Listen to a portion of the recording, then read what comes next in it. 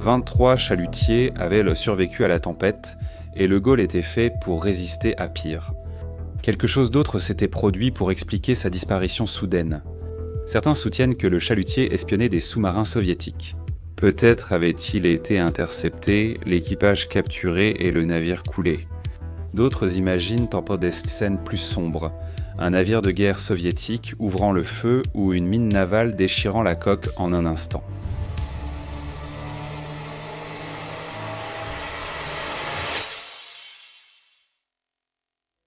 À Hull, au Royaume-Uni, presque chaque famille connaissait quelqu'un lié à cette mission secrète, et chaque question sans réponse nourrissait les rumeurs, au point que la théorie du complot finissait par être l'unique explication crédible pour beaucoup. Le Gaule a-t-il vraiment été emporté par la tempête ou par quelque chose de bien plus secret ? Je m'appelle Paul et j'ai toujours été attiré par la mer. D'abord moniteur de plongée et capitaine de yacht, puis conteur révélant les secrets de l'océan. La perte du navire de pêche Gaule est plus qu'une catastrophe en mer. Dans cet épisode, je veux savoir ce qui est vraiment arrivé au navire de pêche Gaule et pourquoi sa disparition soulève encore des questions sans réponse. Le navire de pêche Gaule était un chalutier moderne britannique de haute mer et un navire-usine achevé en 1971 par Brooke Marine Limited de Lowestoft. Long de 66 mètres et large de 12,3 mètres, il était en acier et certifié classe de glace 3 pour l'Arctique. Un moteur de 1939 kW entraînait une seule hélice à l'intérieur d'une buse orientable, offrant une maniabilité supplémentaire dans les mers difficiles. Initialement nommé Rangercaster et enregistré à North Shields. Sous numéro 18, le navire fut racheté par British United Trawlers en 1973, renommé Gaule, H243, et exploité depuis Hull. De là, il a rejoint la flotte opérant dans les eaux glaciales et éprouvantes de l'océan Arctique. Pour son époque, le Gaule représentait le summum de la technologie. Il disposait d'équipements modernes pour pêcher, transformer, congeler et stocker le poisson, avec des cales réfrigérées pouvant contenir de grandes quantités de prises. Il déplaçait 1106 tonnes et était équipé de tous les dispositifs de sauvetage modernes requis. 6 radeaux de sauvetage hydrostatique, 4 bouées et un gilet pour chacun des 36 membres d'équipage. C'est là que mon intérêt débute. Sur le papier, Gaule était l'un des chalutiers usines les plus sûrs et avancés en service. En février 1974, il a disparu sans lancer d'appel de détresse. Aucun canot de sauvetage n'a été lancé, aucun membre d'équipage n'a survécu. Ma question est simple. Comment un navire construit avec autant d'ingénierie et de dispositifs de sécurité a-t-il pu disparaître aussi complètement ? Opérant dans une flotte où d'autres ont survécu à la tempête, cette question motive l'enquête. Le 22 janvier 1974, le Gaule et ses 36 membres d'équipage partent pêcher dans les riches eaux de la mer de Barents, au large de la Norvège. Le Gaule est dirigé par le capitaine Pierre Néleste, assisté de George Petty. Durant le voyage, George Petty tombe malade et Maurice Spurgeon le remplace en Norvège. Le capitaine Néleste et le second remplaçant Spurgeon sont tous deux des pêcheurs expérimentés de chalutiers congélateurs, mais c'est la première fois qu'ils naviguent nolés sur le Gaule. Les second et troisième officiers sont aussi nouveaux à bord. Lors du passage vers la Norvège, le Gaule s'arrête et effectue des réparations sur le pilote automatique à la demande du chef mécanicien. Le 29 janvier, par beau temps, le Gaule rejoint la flotte de pêche en mer de Barents. Après 6 jours de pêche, le Gaule abîme son chalut et le remplace. Bien que le temps se soit détérioré, la pêche continue sans interruption. Le jeudi 7 février, après 10 jours de pêche, le Gaule stocke 19 tonnes de filets de poissons surgelés dans sa cale. Le matin, le navire connaît une panne sur une pompe de gouvernail, mais elle est facilement réparée. À 10h30, conformément à la politique de l'entreprise, le Gaule informe British United Trawlers du planning du congélateur du capitaine, un résumé de la position, de la météo, des conditions et de la prise. Un rapport est fait chaque jour à 10h30, 16h30 et 23h30 avec un appel au bureau à 9h. Le Gaule pêche sur le banc du Cap Nord avec son navire jumeau, le Celt. À 15h30, le Gaule appelle pour un souci avec le pilote automatique de direction. Aucun autre appel n'ayant suivi, le bureau suppose que le problème est résolu. En mer de Barents, le temps se dégrade. Il neige abondamment à une période de l'année où il fait presque constamment sombre toute la journée.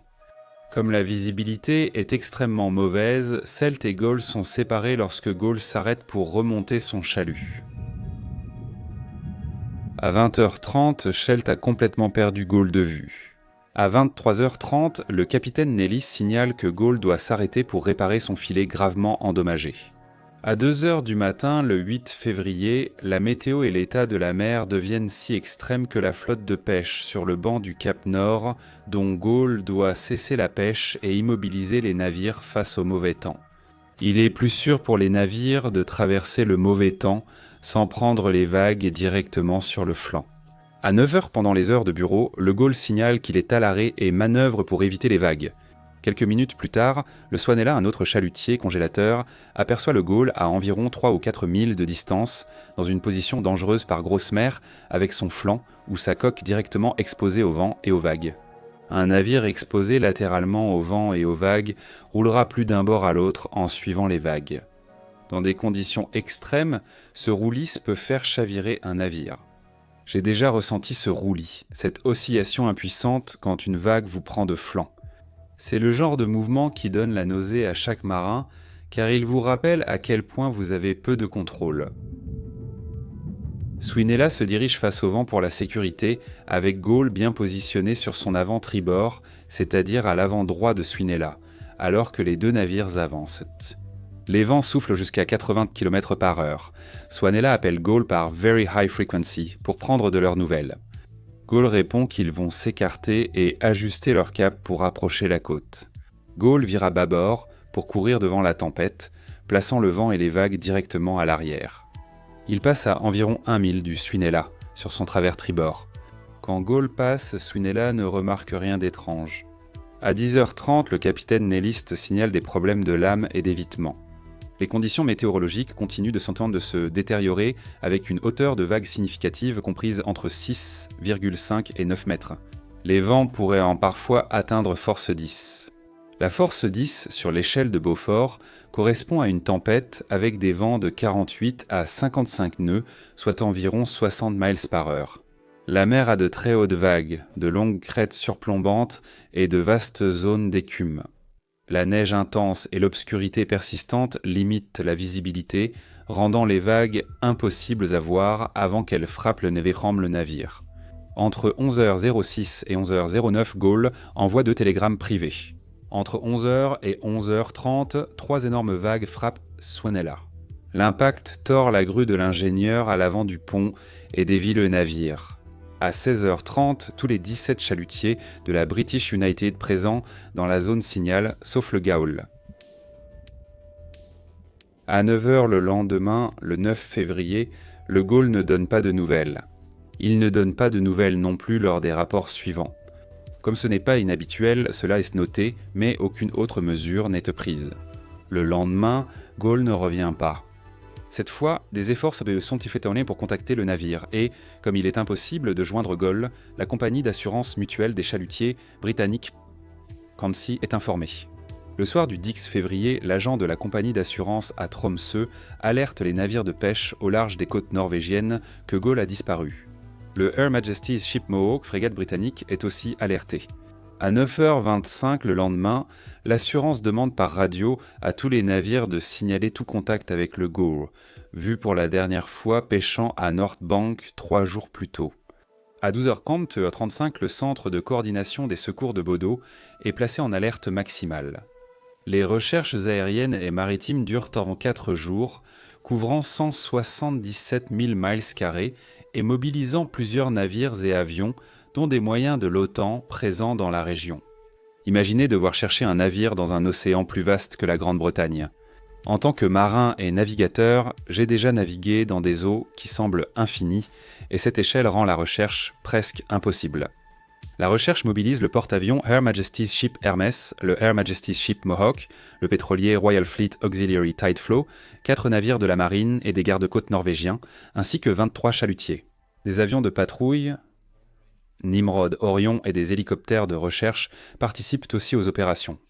Le 15 février après-midi, le Gaul reste introuvable et les recherches cessent. En mai 1000, 974, 3 mois après la disparition du navire, le baleinier norvégien Rover récupère une bouée de sauvetage du Gaulle. Aucune autre épave n'est retrouvée. En septembre, 7 mois après la tragédie, l'enquête officielle sur le Gaulle commence. Des témoignages sont recueillis auprès de 48 témoins, et des déclarations sous serment sont reçues de 12 autres personnes, y compris les proches, des experts et des membres du public, qui font des représentations auprès du ministère du Commerce, responsable de la sécurité maritime. La principale limite de l'enquête est l'absence de preuves de l'épave, sauf la bouée de sauvetage. Aucun appel de détresse ni trace d'huile, et l'emplacement précis de l'épave reste inconnu. L'unique information de l'enquête vient de l'entretien des toboggans, portes et trappes du navire jumeau du Gaulle, le Kurde, inspecté à sa place. Sans épave à analyser et sans membres d'équipage ou témoins survivants, il est impossible de tirer des conclusions fermes sur la cause du naufrage du Gaulle. En octobre 1974, l'enquête officielle conclut que la raison la plus probable de la perte du Gaulle est qu'il a été frappé de flanc par une succession de vagues énormes. Le navire prend l'eau, perd sa flottabilité et coule dans les conditions météorologiques sévères au moment de sa disparition, avec des vents atteignant la force 10 et des vagues de plus de 12 mètres de haut. Les familles salées de l'équipage contestent cette explication, car 23 autres chalutiers présents ce jour-là à North Cape Bank ont survécu au vent et aux fortes vagues. Ils avancent également que les experts en sécurité maritime s'accordent à dire que le Gaulle a été conçu pour résister à de telles conditions et qu'il est peu probable que la météo soit la cause de son naufrage. Les familles de l'équipage pensent que le Gaulle espionnait des sous-marins soviétiques. Ils spéculent qu'un équipage de sous-marins soviétiques a arrêté et abordé le Gaulle, capturant son équipage et sabordant le navire. Les familles ignorent si leurs proches sont vivants et emprisonnés. Certains estiment que le Gaulle aurait pu être attaqué par un navire de guerre soviétique et détruit par un missile ou des tirs d'artillerie, expliquant l'absence de signal de détresse de l'équipage. Les affirmations des proches sont peut-être quelque peu plausibles au plus fort de la guerre froide. Le gouvernement britannique avait demandé aux équipages de chalutiers en mer de Barents de signaler toute présence de navires soviétiques. Le gouvernement a même formé les équipages et fourni des appareils photo et équipements de surveillance. Beaucoup de personnes dans la communauté soudée des pêcheurs de Hull connaissaient des amis ou des proches qui avaient été recrutés dans ce réseau d'espionnage. En 1975, une émission télé a prétendu que le Gaulle avait coulé lors d'une mission d'espionnage. Certaines théories évoquaient une collision du Gaulle avec un navire britannique ou soviétique, une mine navale ou l'accrochage de ses filets à des câbles sous-marins ayant causé son chavirement. Le 15 novembre 1975, le chalutier norvégien Riro a signalé que son filet s'était accroché à un obstacle sous-marin à 60 miles des côtes norvégiennes où le Gaulle avait disparu. Malgré le rapport du Riro et d'autres informations sur des chalutiers dont les filets s'étaient accrochés, le gouvernement britannique a refusé de rechercher l'épave. Ils ont cité le coût élevé du renflouement, le danger pour les équipes de sauvetage dû aux conditions violentes de la mer de Barents et la difficulté de retrouver l'épave parmi celles de la Seconde Guerre mondiale. Le refus du gouvernement de rechercher l'épave a renforcé les soupçons de dissimulation, entraînant une prolifération de théories du complot. En août 1977, Anglia Télévision et la société de télévision norvégienne envoient une équipe de tournage accompagnée d'experts norvégiens en sauvetage pour retrouver l'épave du Gaulle. Ils prennent pour base le rapport du chalutier norvégien Riro. Une fois en position, ils déploient un sonar à balayage latéral pour rechercher l'épave. Un sonar à balayage latéral détecte des objets émergeant du fond marin. Le sonar émet des ondes sonores qui rebondissent sur le fond et sur tout objet que l'onde sonore rencontre. Les ondes sonores réfléchies sont ensuite captées par le sonar, qui crée une image du fond marin. Cet appareil facile d'utilisation permet de détecter rapidement d'éventuels naufrages sur une large zone. Après des heures de recherche, l'équipe trouve une cible prometteuse. Un véhicule télécommandé ou véhicule télécommandé est descendu sur le site et manœuvré près de l'objet pour tenter de l'identifier. À une profondeur de 280 mètres, le véhicule télécommandé découvre l'épave d'un chalutier gisant incliné sur tribord, c'est-à-dire sur son côté droit, avec des filets de pêche encore drapés sur le navire. Le véhicule télécommandé va à la proue pour voir si le nom est visible. Alors que la caméra balaie la proue, des lettres apparaissent avec le nom Gaul clairement visible. Les images dégagent une gravité difficile à décrire. Un navire disparu depuis des décennies repose intact, comme si les profondeurs gardaient un secret à la vue de tous. J'ai plongé sur des épaves, et je ressens toujours un lien avec leur histoire. Mais quand l'histoire est restée cachée pendant tant d'années, on sent le poids de toutes ces vies tout perdues. Pour la preuve finale, l'équipe doit trouver la plaque signalétique du fabricant d'origine. Le véhicule télécommandé suit la rambarde, se dirigeant vers le centre du pont. Sous la fenêtre centrale du pont, il trouve la plaque avec l'inscription « Brooke Marine, Ranger Caster, le nom d'origine du navire ». L'exploration de l'épave, bien que limitée, montre l'absence de dommages au pont et des fenêtres intactes, excluant ainsi explosion, impact violent ou attaque armée. La superstructure semble également intacte. Le 6 novembre 1997, l'émission britannique Dispatch de Channel 4 diffuse Les secrets du Gaul avec les résultats de la découverte. Le programme présente des témoignages d'anciens membres de la Royal Navy et d'équipages de chalutiers affirmant à la caméra avoir mené des activités d'espionnage et que le réseau était dirigé depuis Hull, en Angleterre. Ils assurent qu'aucun membre du Gaul n'était impliqué dans l'espionnage lors de son dernier voyage. Après la diffusion, la Marine Accident Investigation Branch a examiné le matériel pour voir s'il y avait de nouveaux éléments expliquant le naufrage du Gaul. Le film non monté est examiné en détail, mais rien n'explique pourquoi le navire a coulé. La Marine Accident Investigation Branch conclut que pour établir la cause, un examen plus approfondi serait nécessaire. Le vice-premier ministre ordonne une inspection sous-marine de l'épave. En août 1998, la Marine Accident Investigation Branch commence l'inspection sous-marine du Gaul avec British Broadcasting Corporation North et des représentants de l'association des familles du Gola-Doin du Gaul. Les enquêteurs utilisent un véhicule télécommandé depuis le navire Mansell 18 pour inspecter et filmer l'épave. Les principales conclusions des images révèlent que plusieurs trappes et portes étanches sont ouvertes, en particulier les clapets extérieurs de non-retour et les couvercles intérieurs des conduits d'évacuation. Le système de direction du navire est orienté de 10 à 15 degrés sur bâbord, donc à gauche. Les images révèlent aussi d'importants dégâts à la proue de l'épave, sans doute causés par l'impact avec le fond marin. Le navire repose incliné à 35 degrés à environ 282 mètres de profondeur, partiellement couvert de filets de pêche. Les enquêteurs utilisent le véhicule télécommandé pour introduire une caméra miniature dans les cabines par des hublots ouverts afin d'essayer de localiser des restes, mais ils n'en trouvent pas.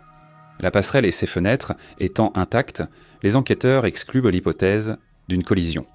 Ils ne trouvent ni dommages inhabituels sur la coque ni signe d'explosion, renforçant la théorie d'une inondation due à de fortes vagues et des trappes ouvertes. Les enquêteurs concentrent leurs conclusions sur une inondation accidentelle comme cause principale, plutôt que sur des théories telles qu'une collision, une explosion ou de l'espionnage. En 2002, la division d'enquête sur les accidents maritimes réalise une seconde enquête sous-marine approfondie. Ils enregistrent des centaines d'heures de séquences de l'extérieur et de l'intérieur du navire. Cette fois, les enquêteurs récupèrent les restes biologiques totaux de 4 membres d'équipage, ce que je trouve incroyable après 25 ans sous l'eau. Les restes prouvent que l'équipage était à bord au moment du naufrage et écartent une autre théorie du complot. Les enquêteurs créent également une maquette à l'échelle du Gaul et effectuent des tests dans un centre d'océanographie. Les tests permettent de reconstituer les conditions qui auraient pu faire couler le navire. Après analyse des relevés sous-marins, la division d'enquête sur les accidents maritimes a assez d'éléments pour lancer une nouvelle enquête officielle.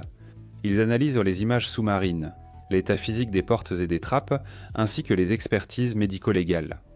Les témoignages remettent en cause l'entretien du navire. Des fuites d'huile ont arrêté le moteur du chalutier. L'eau sur le pont de la fabrique atteignait les déchets car les tuyaux restaient ouverts et les pompes étaient débouchées par les poissons. Le rapport d'inspection du navire jumeau du Gaul est réexaminé. Le rapport indique que les portes et trappes étanches restent ouvertes en permanence à cause de la rouille et de la peinture qui les empêchent de fermer correctement. Le Gaul a peut-être eu des problèmes similaires avec ses trappes et ses portes.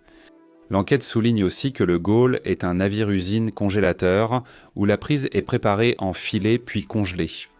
Cela signifie que sa conception est complexe, car elle associe un pont-usine où une partie de l'équipage transforme le poisson à un système de goulottes qui remonte les déchets du filetage dans des filets jetés à la mer.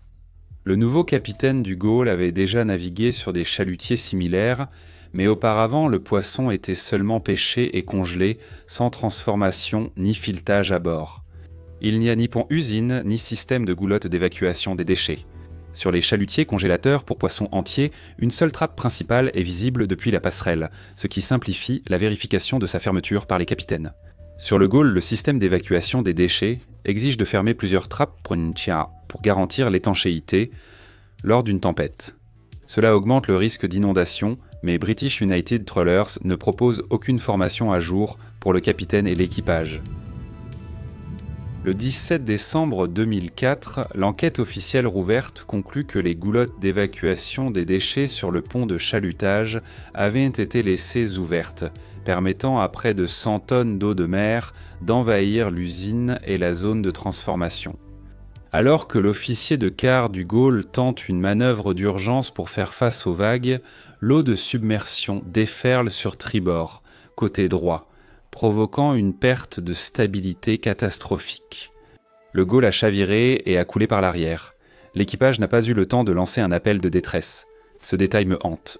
Il n'y a pas de temps pour un appel d'urgence, seulement le silence de la mer qui engloutit tout. La pensée de cette soudaineté me frappe de plein fouet.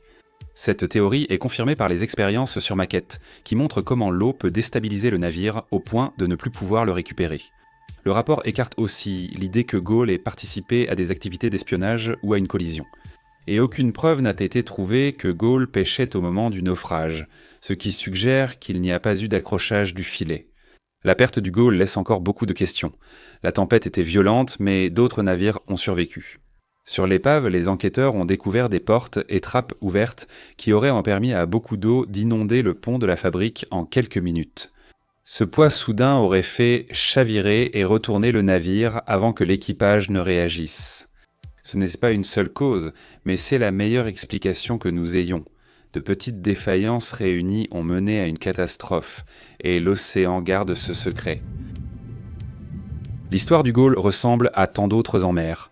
Les catastrophes proviennent rarement d'une seule cause. C'est souvent une suite de petites défaillances, comme j'en ai vu dans de nombreux rapports d'accidents. Une valve, un boulon, une alarme, chacun paraît insignifiant, pris séparément, jusqu'à ce que l'océan en fasse une catastrophe. En tant que plongeur et marin, j'ai passé de nombreuses heures à réfléchir à ces petits événements dans mes propres aventures qui auraient bel pu finir autrement. La perte du Gaule et de ses 36 membres d'équipage demeure la pire catastrophe en temps de paix de l'industrie britannique de la pêche commerciale. La perte du Gaule montre comment l'océan peut engloutir un navire sans avertissement, mais ce n'est pas la seule fois où une ingénierie fragile a rencontré une force écrasante. Dans notre prochaine histoire, nous verrons comment la tour radar Texas 4, datant de la guerre froide, a résisté à l'Atlantique avant que la mer ne la détruise. Restez avec nous pour cette vidéo à venir.